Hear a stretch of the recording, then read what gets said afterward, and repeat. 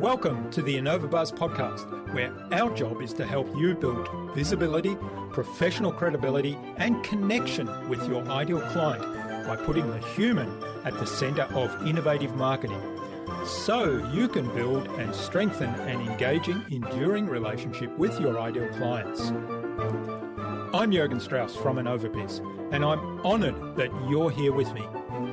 If you haven't joined our wonderful marketing transformation community yet, go to innovabiz.co and collect your free gift as well. Do subscribe to the show and also leave a review because it helps others find us. Let's get into today's masterclass on this InnovaBuzz podcast.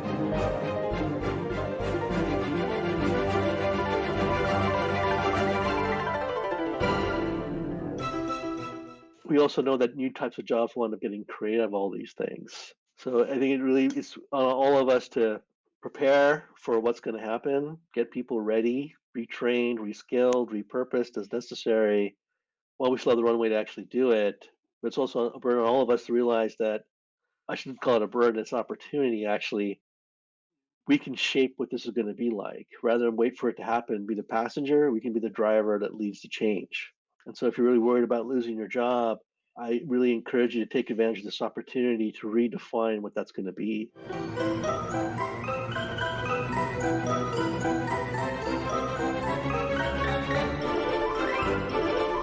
Welcome back. I hope you've had an awesome week so far.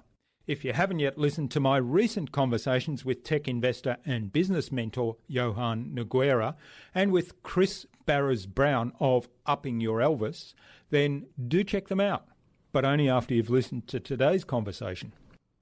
I'm really excited today to have on the InnovaBuzz podcast as my guest, Neil Sahota.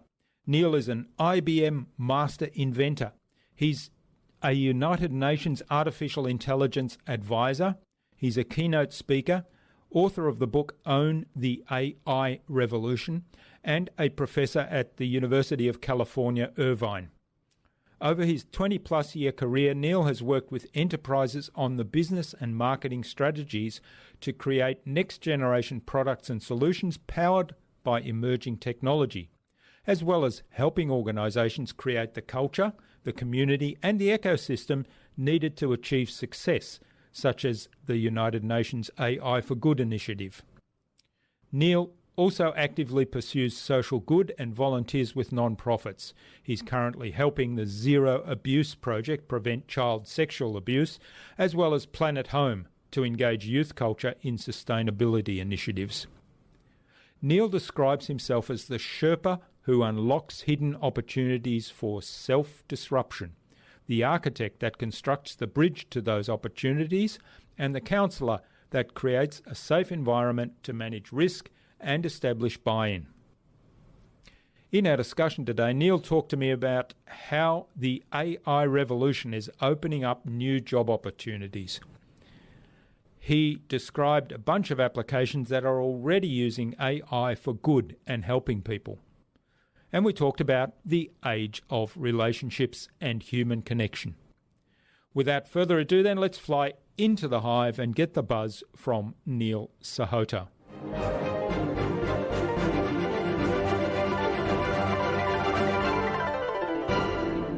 Hi, I'm your host Jürgen Strauss from InnovaBuzz, and I'm really excited to welcome to the InnovaBuzz podcast today from Irvine in California, in the USA, of course, Neil Sahota, who's president of Althena Systems and author of Own the AI Revolution. Welcome to the InnovaBuzz podcast, Neil. It's a great privilege to have you as my guest. Hey, thanks for having me on, Jürgen. I'm really excited to be here.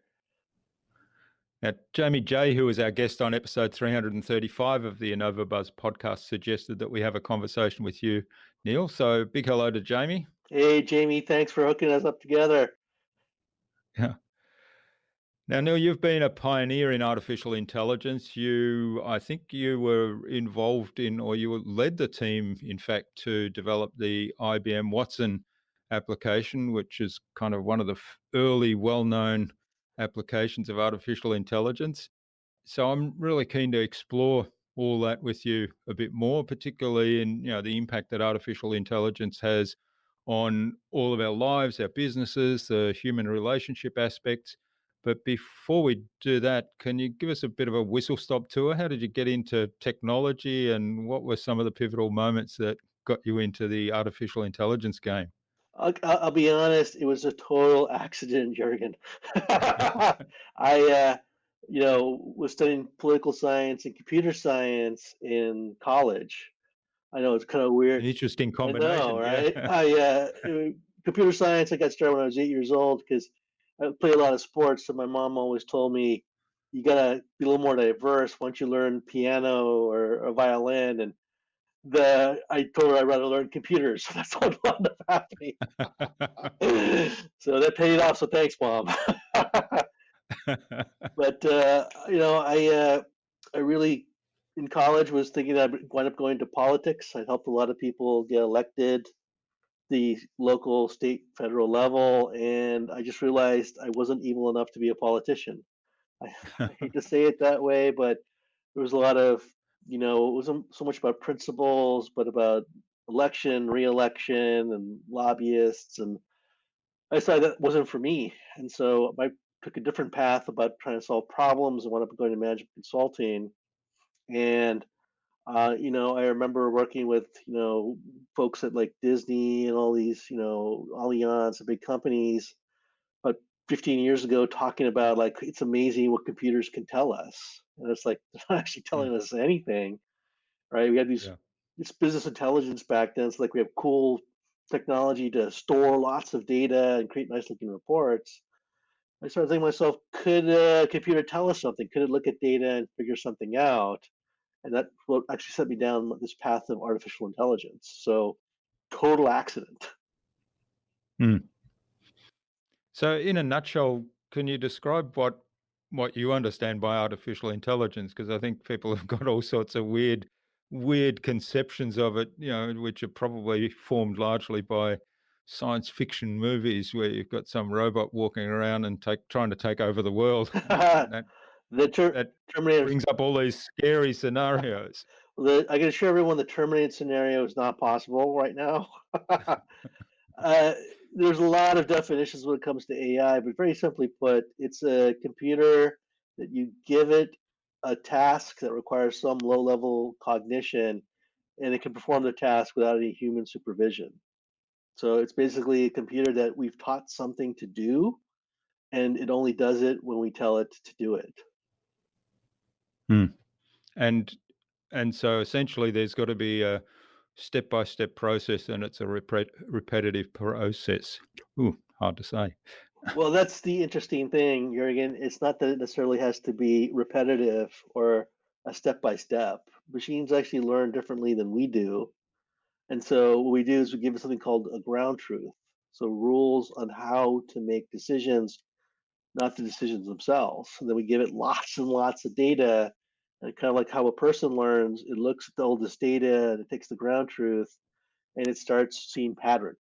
And that's how it starts realizing, okay, here's how I make decisions. So the AI is only as good as the data we give it, the ground truth we set for it, and the training, the coaching, the people get it as it tries to do something or answer questions.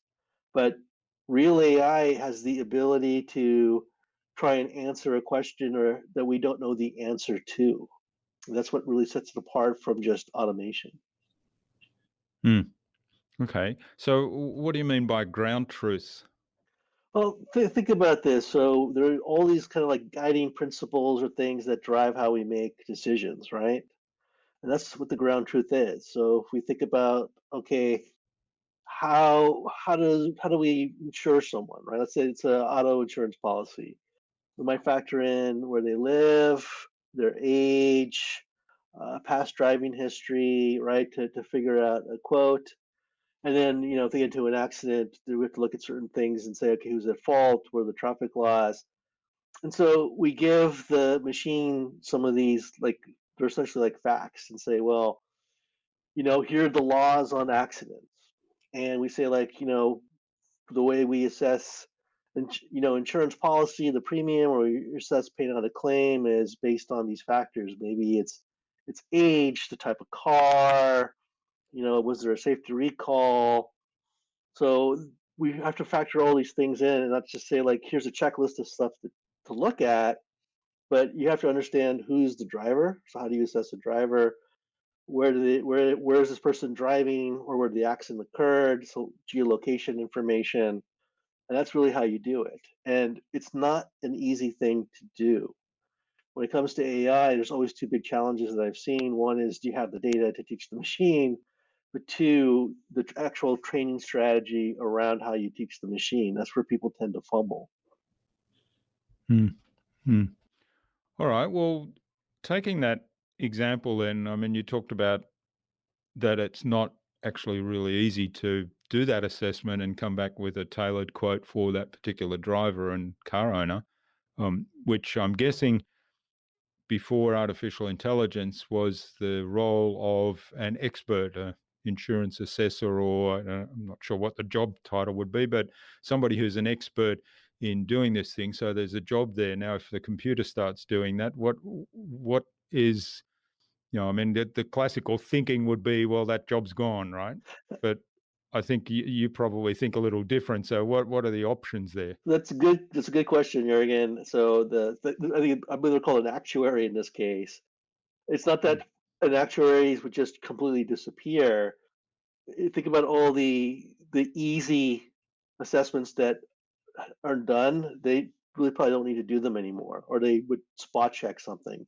So I'm just making this up, but let's say it takes them 4 hours to do an assessment on a policy for a person. Now they might spend 10 minutes on it, right? The mm, machine is doing a bulk of the work, and the more complex cases, like maybe the person has a disability, or they're in a very rural part where there's not a lot of data about driving, or maybe it's a new type of car. Whatever, kind of the more complex cases would really be fed into the person than the machine. And so they're working on yeah. more either complex work or higher value work, or maybe they can spend more time actually talking to the clients and working on claims assessments and relationship building and that, Mm. right? Yeah, I think there's a huge opportunity there, and that's the one where I think people kind of lose the perspective that where something is out of the ordinary and where the relationship is really important to grow and invest in order to give personal service. That's where time will be available now a lot more. Well, I think that's really critical because we always talk about the need for collaboration and for FaceTime and relationship building. I mean, think of a doctor, right? At least in the Mm, US, they're under the gun about seeing so many patients per day and how much time they spend. It's limited because they have to file a lot of paperwork. You give them an AI tool that offloads some of that kind of admin grunt work, that actually frees up. Like every second they get freed up, they can actually spend that second with a patient. So you give a doctor even 5 minutes back per patient, that could be the difference between life or death. I mean, I hate to say it that way, but I remember, I have a cousin who's a doctor, and there was some patient complaining about problems, and shuttling one specialist after another. And my cousin was raised with, you have a really good bedside manner, and he started talking with the patient. Probably spent like 50 minutes talking with his patient, and probably way beyond what he was supposed to. So I was given trouble, but at one point the patient mentioned something like, he only like only drinking water, but he always uses his favorite cup. It's a cup he made back in high school. And, he made this class, and my cousin's like, well, tell me more about the cup. And so he started talking about the cup, and he realized the cup was made out of lead, and so mm. he was actually suffering from lead poisoning as a result. Yeah, Right? And never would have figured that out if he didn't spend the time talking to him. yeah. That's a great example, and yeah, sort of diagnosing a problem that the cause is actually something that you only discover through a relationship and a deeper conversation. Yeah. Mm, And I think that's true in any industry now, is that whether you're a doctor, you're a lawyer, you're an accountant, a marketer, a salesperson, financial analyst, we were realizing that the power of relationships are far more impactful and far more valuable. mm, And we, yeah, and of course, of course, we're realizing that a little bit now in the time, we're still in the middle of this pandemic and social isolation and various stages of lockdown, and people are getting a bit stir crazy because they can't get out and foster those relationships in person. Yeah. Hmm. Well, we're finding clever ways though to do that. There's, you talk about AI. There's actually a lot of use now in trying to see can we use AI tools to bridge some of those gaps. There's actually a startup company called Cerno AI, started by a therapist and a neurolinguist, and that's been my experience. The best AI startups are not started by technologists, by domain experts, but they originally wanted to help depressed and suicidal teenagers. And they were like, can we create an outlet, a safe space for them to talk? And they wanted to create an AI to do that. And long story short, they built an AI engine. They wanted testing it first at a car dealership because they realized, well, if there's something bad happens, a teen's life could end. But if we do a car dealership, the worst thing that could happen is a sale doesn't happen. Hmm. And they were actually able, just through language, be able to assess people and say, this person is planning to buy a car today, this person is planning to buy a car within a week, this person's just window shopping, they're probably not going to buy a car for at least 6 months. And they were 30 for 30 during their pilot. And so that's Hmm. actually evolved now into kind of a AI communication coach. And they've actually launched a Zoom plugin about a month ago that now when you're on a Zoom call, you can actually get the kind of the psychographics about a person. And so talk about virtual relationship building. Imagine having a conversation. And afterwards, everyone gets like a report that says, okay, hey, Neil is this type of person. He likes to learn this. He cares about these types of things. Like he cares more about value over bells and whistles. And when you talk to him, you have to focus on kind of the business case or the ROI. And you should use these types of words when communicating with him. So kind of give you some of those subtle clues that we kind of lose without the face-to-face interaction. Hmm.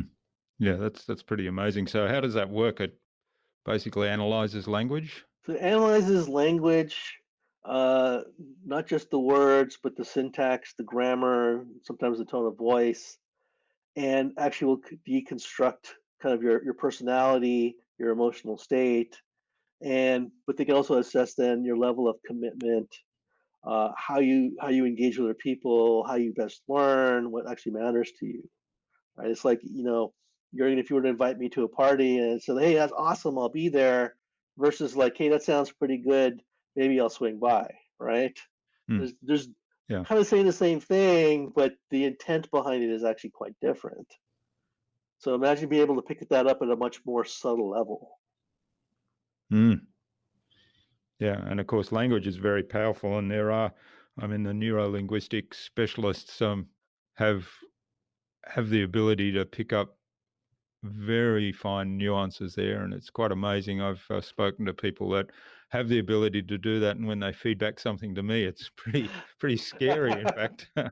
So I imagine that with AI, you can be focused on the conversation and be listening and less worried about those nuances, which you might have to spend all your cognitive chunks on concentrating Yeah. on. So you're not actually listening to the conversation from a relationship point of view, but that can be offloaded to the machine. Absolutely. And look, I like to call it a communication coach because my better half, the person I love most in the world, she and I still get into little Yeah, misunderstandings and discussions. And here's a little, AI can sometimes can tell me, Neil, you're not talking about the right things. yeah, This is not what she cares about. You need to yeah. focus on this.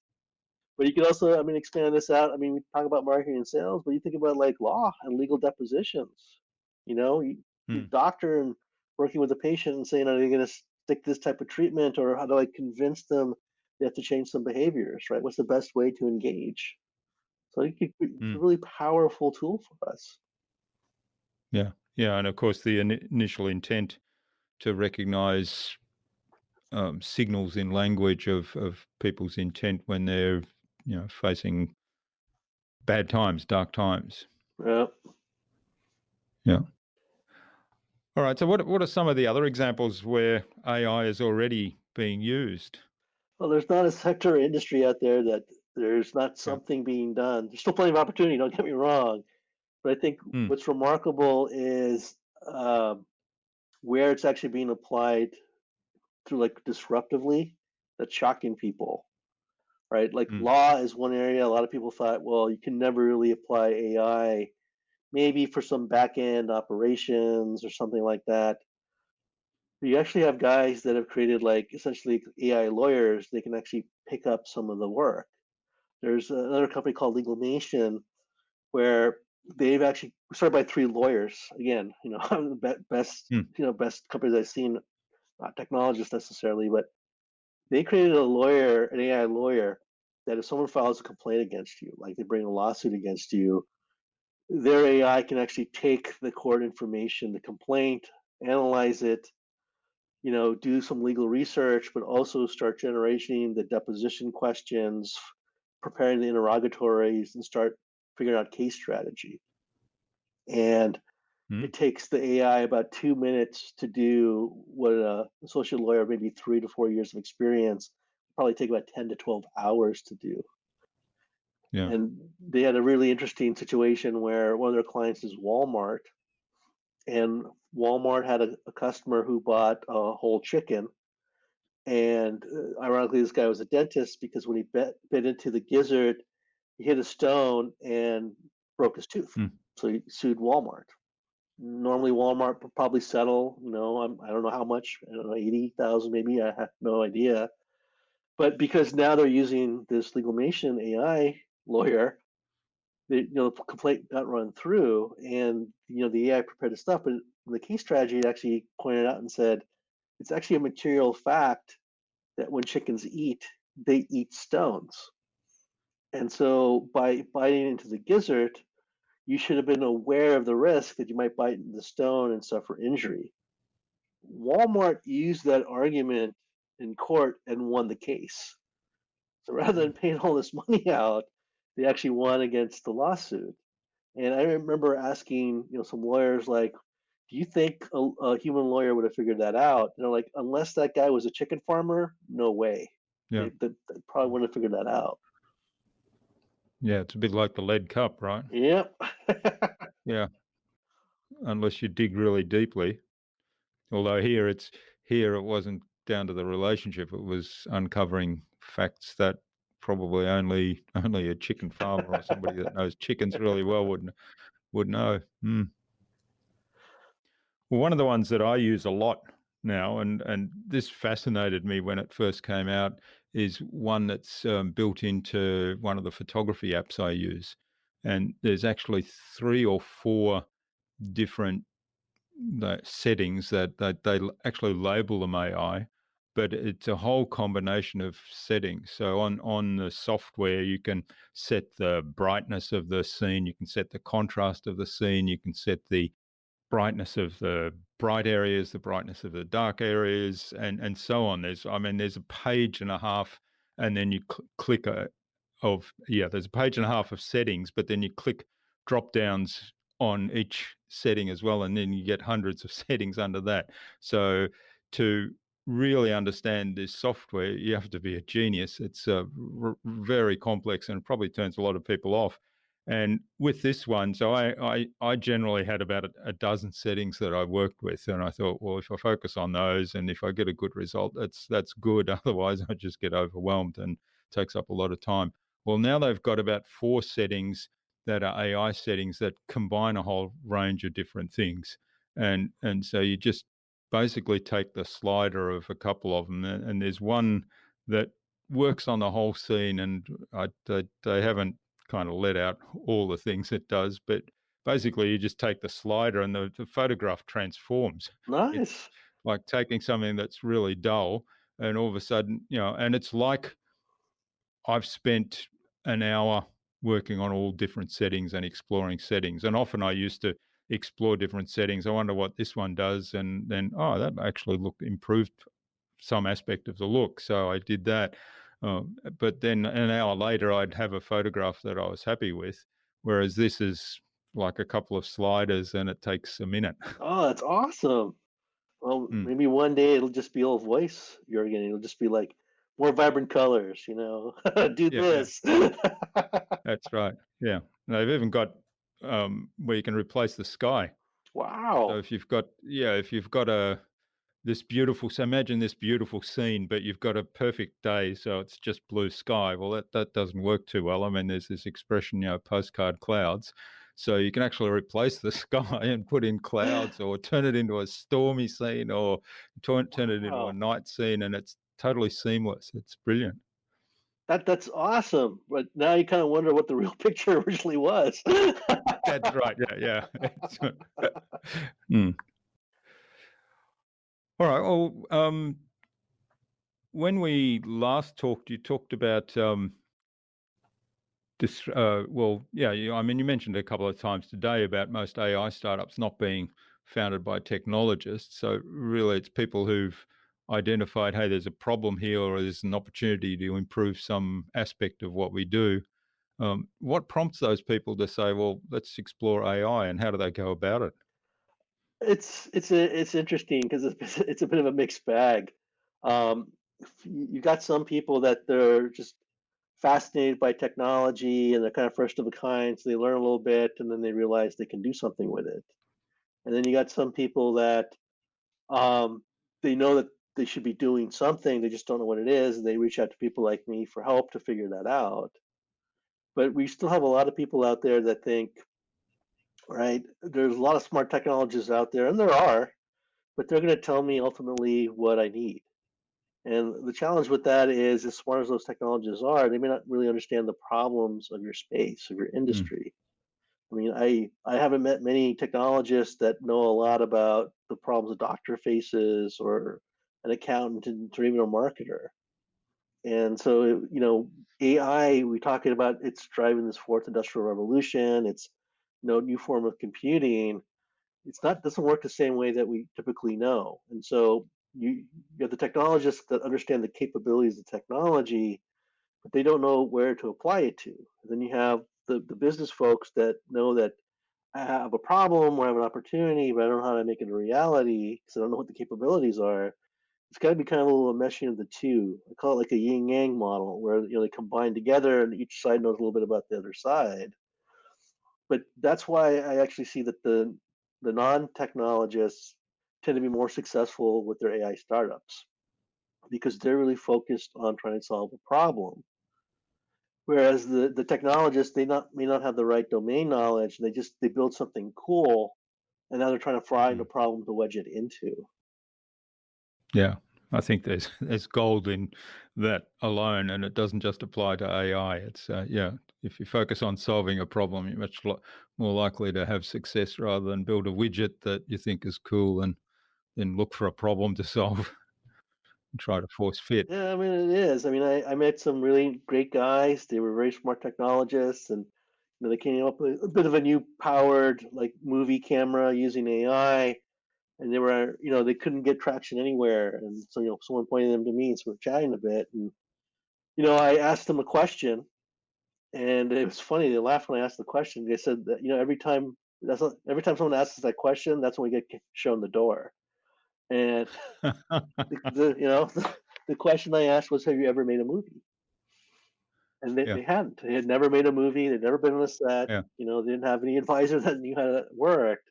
And that was the problem. Is they built a camera that they thought was cool, had these AI powered features on it, but they thought we'll apply it to movies without knowing how films are actually Mm, made. And we started talking about like, well, in films they have different types of shots, different camera angles, different camera lenses, they have all these things. Does your camera do any of those things? Well, not really. It's just like one type of camera, but you know, it's so powerful. The directors and the cameramen and all that will change. And I'm just like, good luck. Good mm. luck with that one. Yeah, you know.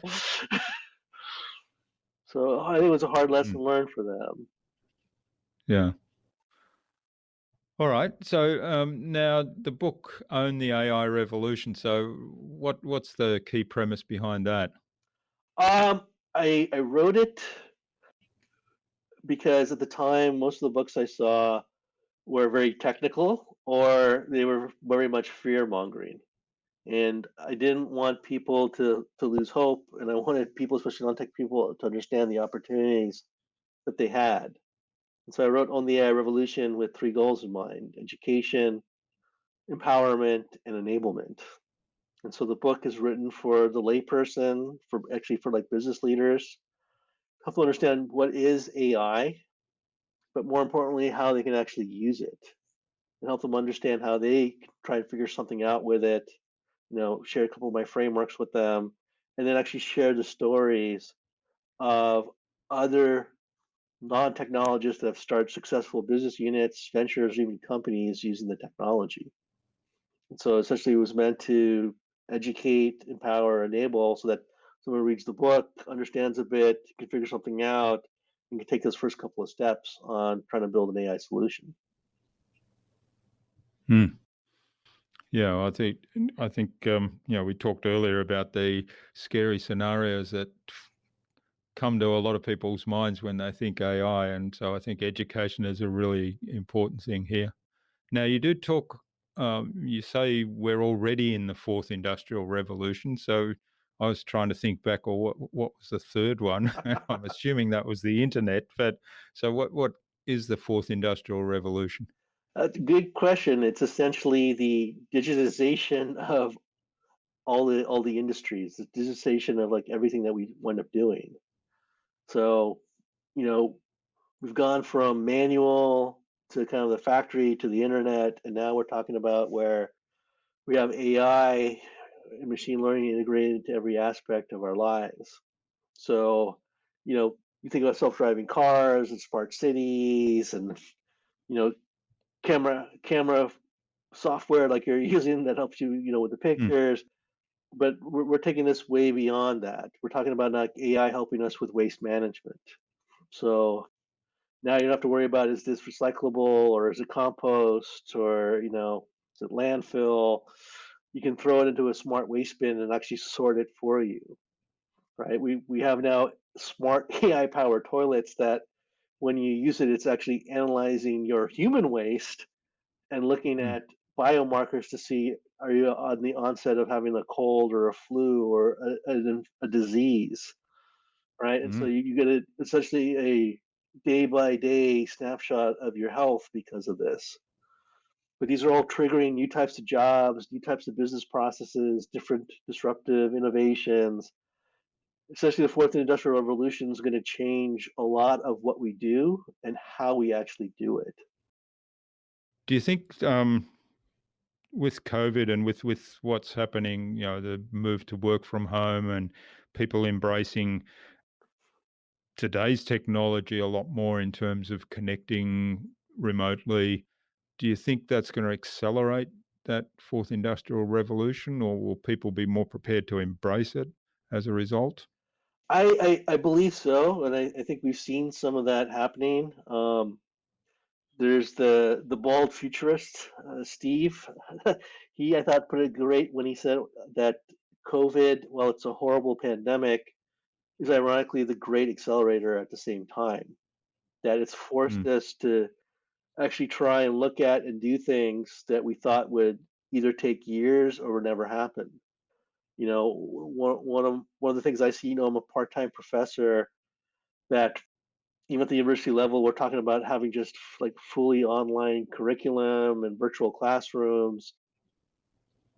Before COVID, people would say like maybe 10, 15 years later, mm, right? I mean, we have asynchronous stuff, but the synchronous, virtual live classrooms, it's not the same thing. But now you look what happened, right? With COVID and you can't have in-person classes. Not only are we doing it, now you have a lot of active talk about, well, why don't we have virtual reality classrooms? mm. Why don't we have like people are sitting and they feel like they're in a, they're in a virtual environment, but they're sitting, they're interacting, they can engage, get the little thing. They can have a little AI teaching assistant helping them out. Like, how come we're not doing that? And it's like that's like a total 180 on what happened. Yeah, yeah. And I see a lot more of that happening in other areas. Marketers and salespeople have been saying that, well, you still need that human connection, right? You can't just automate all that stuff away. And you're right, you can't automate all that away, but now suddenly I can't engage with B2B sales in person. How do I make up the difference, right? And they're now turning to these psychographic tools and relationship type of things to try and bridge that gap. I can't tell you how many companies have said that their industry or their type of work doesn't lend itself to work at home. And now I know even some of the biggest law firms in the world are giving up their office space, saying like, we work so effectively from home. We don't need to be in the office, you know? That's right. Yeah. Once people are forced to do it, they suddenly see, hey, we can do this. And then all of a sudden, like you say, hey, there's some benefits actually. There's new opportunities or it's more productive. I mean, I certainly realized at the start that there was a heap of time that I had available. I thought, how come I've got all this time? Because I've still got all the same work that I'm doing. And then I realized, I wasn't commuting anywhere, and it was the commute that was suddenly gone, and those commutes were to meet with people in person, and that's been substituted largely by online meetings with people who hadn't embraced that before, but now all of a sudden also realized, hey, this is a good way to do it, particularly when you can bring other people into the conversation. It's much easier to bring sort of 3 or 4 people together. So let's say if it's a company, bring marketing and sales and maybe even have the managing director pop in for a moment. Whereas if you did an in-person meeting, that would be really hard to engineer, to find time where everybody can travel at the same time and be at that meeting. Look, as bad as COVID is, I don't dispute that. It's been an interesting time for people that are willing to disrupt, right? I mean, you mentioned, some of these new opportunities, and I see a lot of people realizing that, you know, I have an opportunity here. Things aren't going to go back to what we used to know. And this is not Hmm. like a new normal, it's just the next normal. And I have a chance to shape that next normal. I could shape the future of work. I can take control of my destiny and actually do something. And I think that's really taking lemons and making lemonade out of it. Hmm. So what do you think the impact's going to be on the job market? We talked before about doctors, spending more time with patients, focusing more on the relationship. The insurance example where, there's more personal attention then paid to clients that have more complex needs.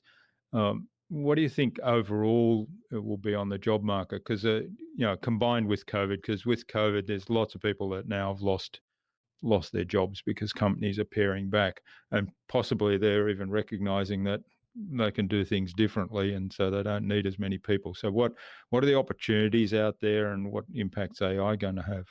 It's interesting in that, I won't sugarcoat it. Some jobs are just going to go away. They're not going to come back. Mm, We're probably not going to need taxi drivers or truck drivers. And a lot of people talk about, well, you got to learn a lot of math. You have to become a computer programmer or a boticist. Yeah, there'll be more need for those, the data scientists, but there's actually going to be a huge demand for people that are skilled in like philosophy and the arts, right? We're at a point now where we're entrusting machines to make recommendations and in some case decisions. And so we have to be able to think through the different scenarios, how people might use or misuse a product or a technology or a solution. And then the differentiator for everything is going to become the experience you wrap around it. And so, for the people that have philosophy and liberal arts degrees, you're going to be far more in demand than you realize. And I think a great example of how COVID is going to impact this, and the AI kicker on it. You think about like servers at restaurants. Given the pandemic, it's kind of accelerated this push to either reducing how much interaction a person has with servers and ordering through an app and getting the menu through a QR code, or even having robot servers. And they think that will probably happen. So if you're a server, what are you going to do? You have to go back to school 6 years and get get a new degree or some retraining, maybe. But one things that we've also seen is that these robot servers, how do they get trained, right? And how do you teach the atmosphere about a restaurant? And how do you teach about Snappy Banner? How do you teach about, the latest in sports and all that kind of stuff? And so rather than the servers being the people that necessarily going to be the ones serving the food anymore, they're going to be the people that are really driving customer experience, the restaurant Mm. experience. And so they're going to go from, the grunt work of hauling plates around to becoming the people that kind of create that differentiating experience, to become the kind of the engagement lead for restaurant patrons. And I think we're going to see a lot of that in a lot of different industries. It doesn't mean that every server is going to have their job saved. You're probably still not going to need as many people as you did before. But we also know that new types of jobs will end up getting created of all these things. So I think it really is on all of us to prepare for what's going to happen, get people ready, retrained, reskilled, repurposed as necessary, while we still have the runway to actually do it. But it's also a burden on all of us to realize that I shouldn't call it a burden, it's an opportunity actually. We can shape what this is going to be like. Rather than wait for it to happen, be the passenger, we can be the driver that leads the change. And so if you're really worried about Mm. losing your job, I really encourage you to take advantage of this opportunity to redefine what that's going to be. Yeah. Yeah, that's a good point. And I like that example because it highlights something around, where can, you talked earlier about the relationship, spending more time on the human to human relationship. And that's clearly something that AI certainly at the moment, and you might correct me on that, but at the moment, I would imagine that's where you can't delegate that to AI. And, but you could have the AI replicate an experience. And so if the server in your example, if there was a server that, was really focused on creating a wonderful experience for the diners at that restaurant, and that experience was replicated. So instead of having that one server, but maybe tomorrow when you come there, you're unlucky and you get another server Uh, who doesn't actually deliver a really good experience. So you go home disappointed. Rather than that, you have these robots that replicate this wonderful experience that this server is now the creator of that experience and the trainer of the robots and the implementer of the systems that allow every single robot to provide that experience for the diners. So I see that's kind of a real opportunity there. I think it's a huge uplift for customer service, customer experience, right? It's not that every time you go, you're going to get the exact same experience. So the wonderful thing about AI is that it'll learn things about you, like we'll remember what dish you Mm. ate and some other things. And so the banner might be a little different. The experience might be a little bit better the next time after that. But you actually touched upon something, a little bit earlier in that comment that I think is very powerful and people kind of find contradictory. I genuinely believe that AI will actually make us more human. Mm. And people look at me like, how in the world is that? Because it's not a substitute for human relations, right? It's definitely not a substitute there. But by having this time freed up, right, to actually focus on customers or patients or whoever it is, and to take some of the grunt work off, I've actually seen that it's kind of creating this exploration of what it means to be human and give us an opportunity to connect at a deeper level with people. There's actually a project going on in Nairobi, Kenya right now called Loving AI. Probably not what people immediately think about, uh, but they're set out to tackle the biggest illness in the world, which is actually loneliness. Mm. Right, 40% of the world suffers from some moderate to severe loneliness, and that was before the pandemic.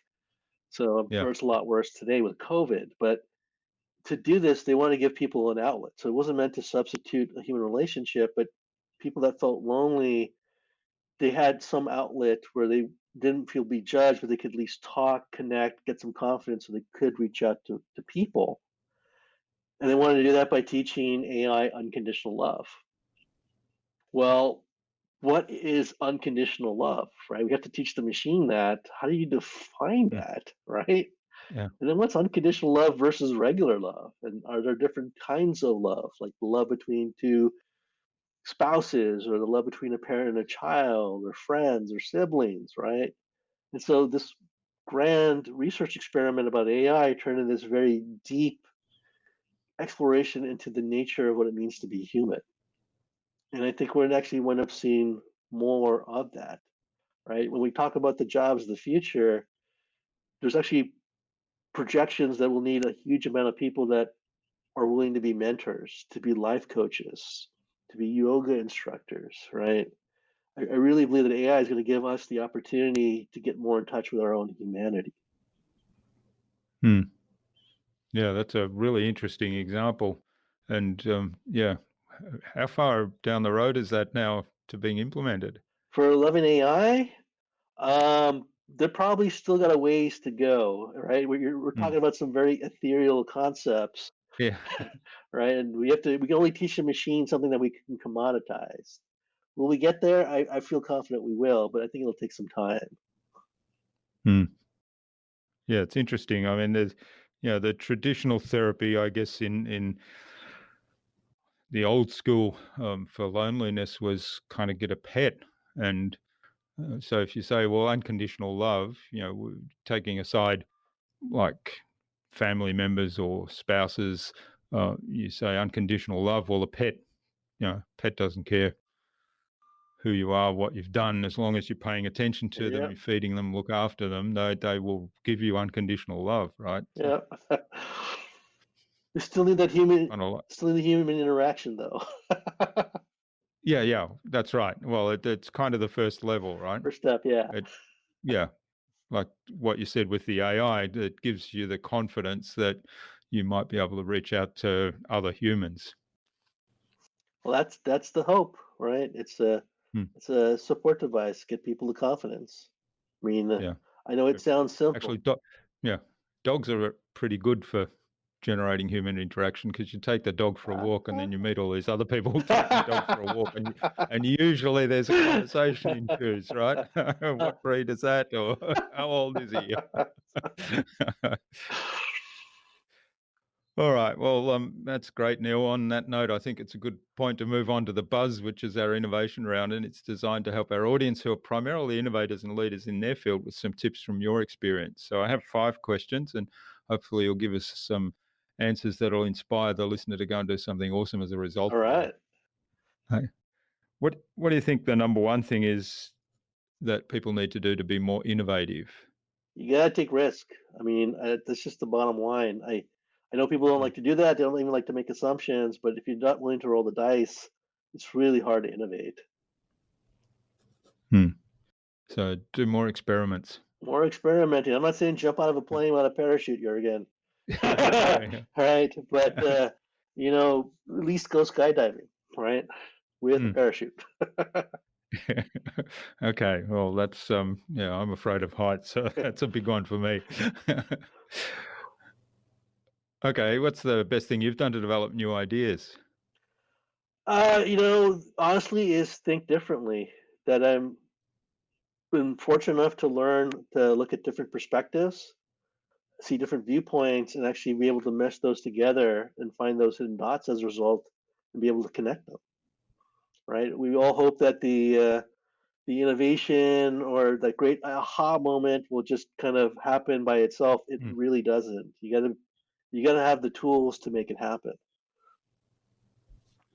Yeah, I like the connecting the dots aspect because there's often things you see in other areas, and if you can connect the dots, that to me that always comes up with new ideas, and you have to be curious though, don't you? You do, right? Mm. You gotta be a learner. You gotta be a little bit of a learner and be, Mm. you can't what do they call it? You can't memorize, you conceptualize, right? So Mm. you can see how something works and say, can I do that over here too?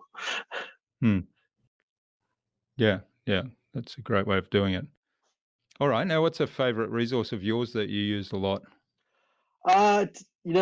When it comes to like innovation and disruption, I actually created my own resource, Jurgen. I Mm, call it Tuckbo. Everyone talks about you have to think differently, right? But no one ever tells you how to do that. So I actually yeah. created, based on all my work, a framework called Tuckbo. So it stands for think different, understand different, be different, create different, own different. And this is a way not to just generate a successful disruptive idea, but all the steps and infrastructure you have to build to actually make it a reality. So it's Mm. something that I actually learned maybe organically and was able to put it together from all my work working with global Fortune 500 companies. Sounds fascinating. So Tuckbow. Takbo, yeah. All right. Okay. Now, what's the best way to keep a project on track? You got to manage the cats, so to speak. When it comes to people, process, technology, people are still the challenge. And so it's really about ensuring people understand why we're doing something, what the value is, and most importantly, the WIFM for each stakeholder. So WIFM, Mm. what's in it for me? Yeah. Yeah, and constant communication is involved there, right? And the Serrano app that you mentioned earlier might be kind of helpful there. It could be. Help. Mm. Everyone should check it out. Yeah. Great. All right. Now, what's the number one thing anyone can do to differentiate themselves? You got to learn to stand out and blow your own trumpet. It doesn't mean you need to be an egomaniac or arrogant, but one Mm. thing I've learned is if you sit there and do great work and you're hoping that people will recognize you for it, it doesn't really happen. You have to help people connect Mm. those dots. So if you want to stand out and differentiate yourselves, you have to be able to say why you're different. What's the value you're bringing? That's a great point. And I guess, I was having a conversation recently with someone around the typical corporate career path, and you're kind of educated in the corporate world, aren't you, that you just do your job, and the assumption is if you do a good job, people will see you and you'll be successful as a result, but it doesn't actually work that way. Not anymore, unfortunately. I mean, think about all the Mm. the noise, all the stuff flying around. I mean, you got like 3 seconds to capture someone's attention. You got to find a way to blow your own trumpet, you know? Hmm. All right. So this has been fabulous, Neil. Now, where can people find out more about you and maybe even learn about the Tuckbow method and get a hold of your book and maybe even the Serrano um, app? Because you're an advisor for that, right? I am. So best way to get a hold of me, you can come see my website, which is my name, neilsahota.com. That's Neil, Neil, Sahota, Sahota. Ask about Tuckbow, anything else you might want to. There's a contact form over there and some other information. I'm very active on LinkedIn and Twitter, so I encourage you to follow me over there and see the latest, what's happening in the world of AI and business and disruption. And if you're interested in learning more about Cyrano and their work, their website is actually Cyrano AI. It's Cyrano like Cyrano de Bergerac, so Mm. Cyrano.ai. All right. And we'll post links to all of those on the show notes. Now, do you have any parting advice today for our listener, Neil? I would encourage you that look, I know that there's a lot of stuff happening and it's not the greatest of environments, but I will tell you that some of the greatest companies started in the worst possible times. You look at like Google and Airbnb, for example. So it's all about your mindset. And I would encourage everyone to try and have an optimistic mindset because if you can do that, Mm. not only will you feel better about yourself, not only will you be productive, you'll actually unlock those innovative opportunities. So please, try and stay optimistic. Hmm. Yeah, and there's quite a lot you can do to kind of quickly reframe your mindset, isn't Yeah. there? And the first one I would suggest is stop watching the news all the time. I was having this conversation yesterday with somebody, and they were saying, "Yeah, well, it's not news if it's good news. It's That's the problem. yeah, It's unfortunately a downer. Not saying they don't provide some valuable information, but hmm, sometimes it could be framed a little less depressing. that's right. Yeah, talk about the hope that's there, or what we might be able to contribute to turning things around from a bad Yeah. situation." All right. Well, fabulous. Now, who else should I get on the InnovaBuzz podcast and why? So, being in Australia, I don't know if you've heard of a company called Lingmo, Jurgen, but I would encourage getting their CEO, Danny May, on. He's a plumber by trade, I won't steal his thunder if you get him, but he had an interesting episode in China, a work trip in China, and that launched him into a tech startup. So he learned a little bit about AI and technology and actually started a language translation AI service.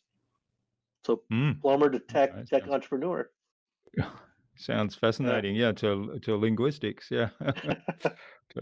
All right. Well, we'll get a hold of Danny. Maybe we can get an introduction from you, and then we'll see if we can have a chat with him on the podcast too. Absolutely happy to help.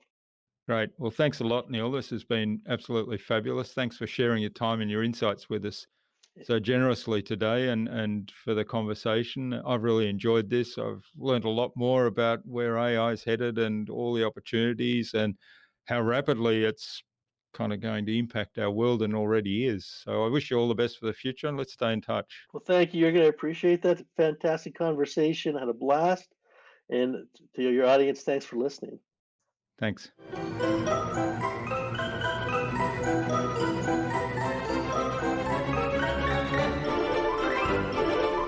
I hope you enjoyed that insightful and informative conversation with Neil and took something away from his episode. I was inspired by the various applications of AI that really focused on allowing people to spend more time on human-to-human connection, as well as the idea that the new jobs are about designing experiences that are based on that connection. I'd love to know what you took away from Neil's episode. Leave a comment below the blog post, which you can find at innovabiz.co/Neil Sahota. That is NEILSAHOTA. All lowercase, all one word, innovabiz.co/Neil Sahota. You'll also find contact information there for getting in touch with Neil, as well as links to his website, his book Own the AI Revolution, the Changing the Story podcast, his social media pages, and the other resources we spoke about in the conversation.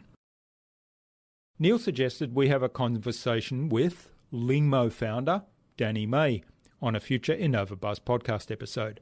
So Danny, keep an eye on your inbox for an invitation from us to the InnovaBuzz podcast, courtesy of Neil Sahota. Tune in again to the next episodes of the InnovaBuzz podcast, where we've got more fantastic guests lined up, including Sonia Ziebeck and Dan Archow of Papillon, and Peter Newell of the innovation company BMNT. Thanks for listening to this episode.